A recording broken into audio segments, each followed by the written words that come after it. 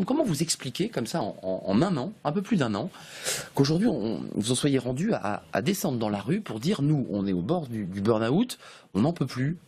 Alors, on n'en peut plus, on est au bord du burn-out, et bien tout le monde connaît la charge de travail pour la police nationale depuis les attentats, notamment de Charlie Hebdo. Et là, ça a augmenté ces derniers mois, ces dernières semaines, avec en plus tous les maintiens de l'ordre qui doivent être mis en place dans le cadre des protestations contre la loi El Khomri. Alors, ceci étant, il faut relativiser. Les gens qui manifestent en criant un slogan qui est parfaitement honteux 6 mois après le 13 novembre, qui est « Tout le monde déteste la police », ils sont moins nombreux que les gens qui applaudissaient et qui encourageaient mes collègues au mois de janvier 2015. Alors, il y a un effet de loupe. On savait aussi que ça durerait qu'un temps parce que la réalité allait reprendre ses droits. Moi, j'ai des collègues qui l'ont vécu, qui m'ont dit, écoute, même si ça dure pas très longtemps, on sera content d'avoir vécu ça parce que c'était un grand moment. Hein. Je parle des acclamations. Dans cette relation-là. Il est vrai qu'aujourd'hui, on a affaire à des maintiens de l'ordre, à des manifestations dans les cadres des maintiens de l'ordre dans le cadre des manifestations, qui souvent sont des maintiens de l'ordre face à des individus qui sont extrêmement violents. On n'avait pas autant de groupes comme cela il y a quelques années. C'est-à-dire qu'aujourd'hui, on a affaire à des gens qui sont organisés. Pour schématiser, quand il y a eu le CPE, il y a 10 ans, en 2005, 11 ans, en 2005, les problèmes de maintien de l'ordre qu'on avait, c'était des casseurs qui venaient de banlieue et qui étaient là pour racketter les lycéens et pour casser les magasins de sport et piquer des baskets. Là, vous avez un profil différent. Hein. Ils sont organisés, masque à gaz, ils sont très organisés. Ils progressent dans certains cas comme des CRS, avec un bouclier devant, ils sont au contact, la main sur l'épaule, et celui qui est derrière jette des projectiles. Ils viennent avec des harpons, des bouteilles d'acide, avec des bombes agricoles dans lesquelles il y a des vis. Donc ils viennent avec la volonté de faire mal, de blesser, voire de tuer des policiers. C'est très différent. Ouais, donc c'est pas des casseurs. Si vous êtes d'accord avec le terme, ce terme a été utilisé par tous les médias. On est loin du mot casseur. Pour moi, ce sont des délinquants. Je suis policier. Il y a les gens qui sont dans le cadre de la loi et il y a les gens qui sont hors la loi. Donc on a affaire à des gens qui sont hors la loi, qui sont très violents, qui sont très déterminés, qu'on a retrouvés à Nantes dans les manifestations contre Notre-Dame-des-Landes. Qu'on a retrouvé à Calais, qu'on a retrouvé à Rennes et qu'on retrouve là, notamment à Paris, avec effectivement des problèmes sur le maintien. Est-ce que vous il faut malheureusement supprimer le prétexte. Et Claude Tarlet, juste un mot, et Jean-Pierre Blazy, mais est-ce que vous avez le sentiment, vous le policier qui représentez un syndicat et dont vous êtes le porte-parole, qu'il y a eu je dirais des fautes dans la chaîne de commandement, pour utiliser un mot un peu militaire.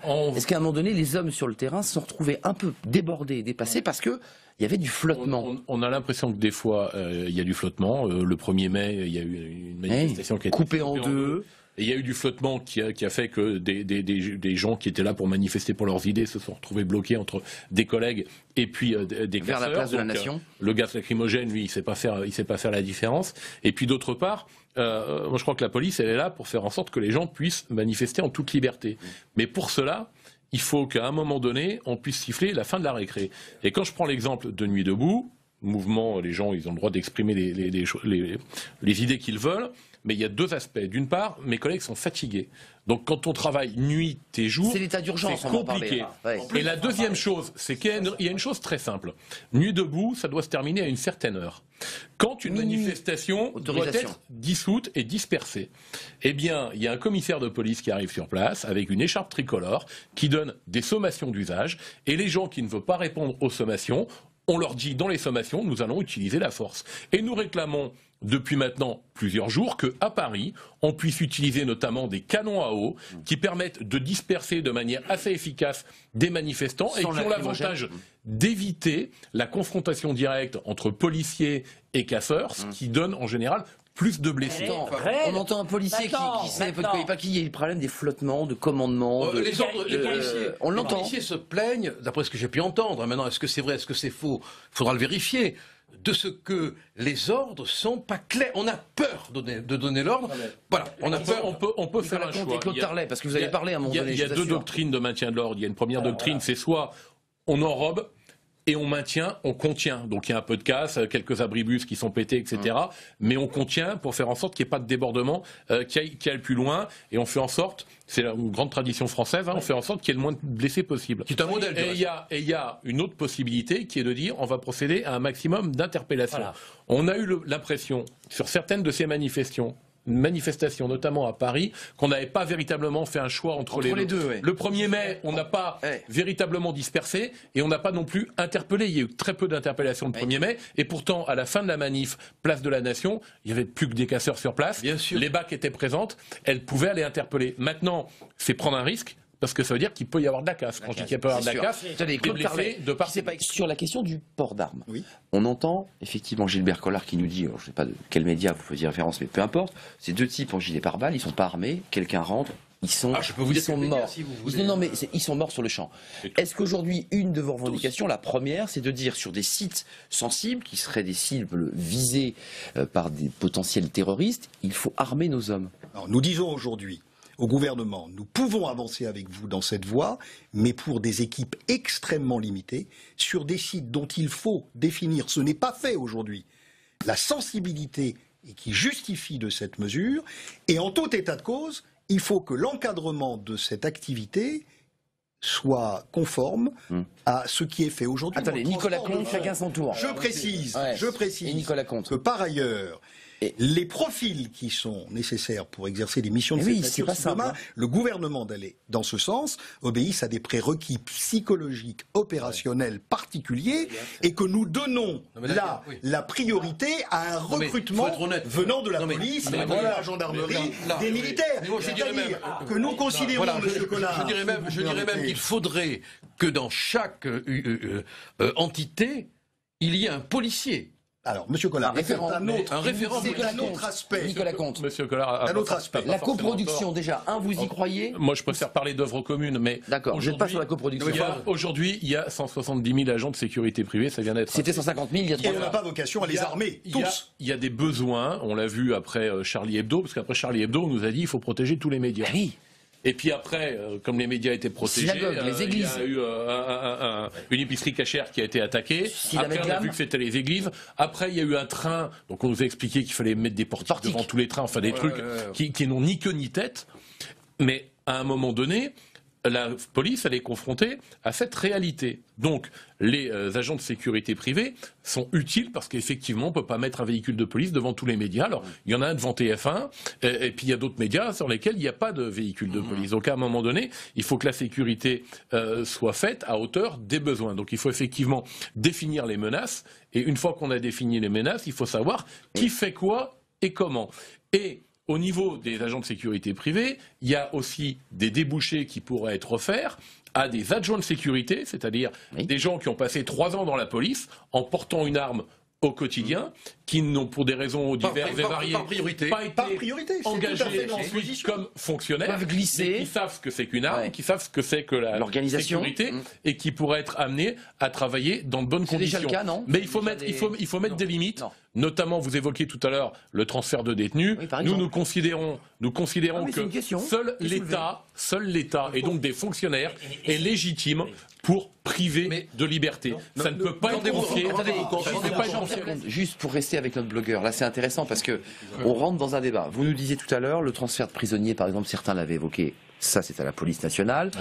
Les statiques, ceux qui sont devant des ministères, ceux qui doivent protéger un ministre ou une personnalité, ils sont très nombreux, policiers statiques.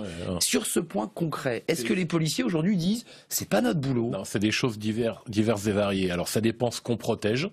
Et aujourd'hui, il y a beaucoup trop de gardes statiques qui sont pas forcément très utiles en termes de sécurité, qui sont menés par des policiers. Oui. Vous savez, la garde autour de l'Élysée, il y a beaucoup de policiers qui sont essentiellement là pour empêcher qu'on marche sur le trottoir et pour permettre aux gens qui sortent de l'Élysée de ne pas avoir à attendre. Donc on stoppe les voitures et on fait passer les piétons en priorité. Non, mais reconnaissons que c'est l'Élysée. Moi, je préfère que... Je dis pas qu'il faut y avoir des agents de sécurité privée. Je parle des gardes statiques qui sont pas forcément très efficaces. Il est clair qu'il ne doit pas être privé à la garde de l'Élysée, on est bien d'accord là-dessus.